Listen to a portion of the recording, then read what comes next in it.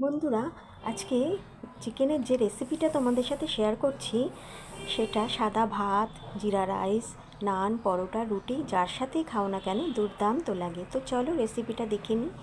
একটা ক্যাপসিকাম নিয়ে নিলাম, ডুমো করে কেটে নিলাম। অন্যদিকে সাদা তেলে দুটো পেঁয়াজ, 4টে কাঁচা লঙ্কা, 2 ইঞ্চি আদা আর 8টা রসুনের কোয়া দিয়ে সামান্য নুন দিয়ে ভেজে নিলাম।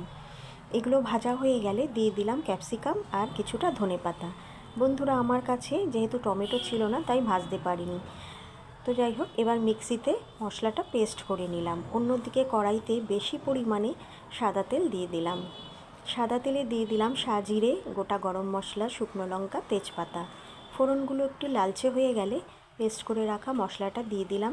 তারপরে বাটিটা ধুয়ে সামান্য পরিমাণ জল দিয়ে দিলাম। এবার মশলাটা খুব ভালো করে কষিয়ে নিয়েছিলাম। তারপরে কিছু গুঁড়ো মশলা অ্যাড করলাম, যেমন হলুদ গুঁড়ো, কাশ্মীরি লঙ্কার গুঁড়ো, ভাজা ধনে জিরে গুঁড়ো আর স্বাদ মতো চিনি। এবার মশলা থেকে যখন তেল ছাড়তে শুরু করলো তখন আমি আগে থেকে টক দই ও নুন দিয়ে মাখিয়ে রাখা চিকেনটা দিয়ে দিলাম। এবার খুব ভালো করে অনেকক্ষণ ধরে কষিয়ে নিলাম। কষানোর পরে দিয়ে দিলাম টমেটো সস, যেহেতু আমার কাছে টমেটো ছিল না। এবার চিকেনটা রেডি হয়ে গেছে, গরম মশলা দিয়ে নামিয়ে নিলাম। বন্ধুরা, আজকে আমি তৈরি করলাম ক্যাপসিকাম চিকেন।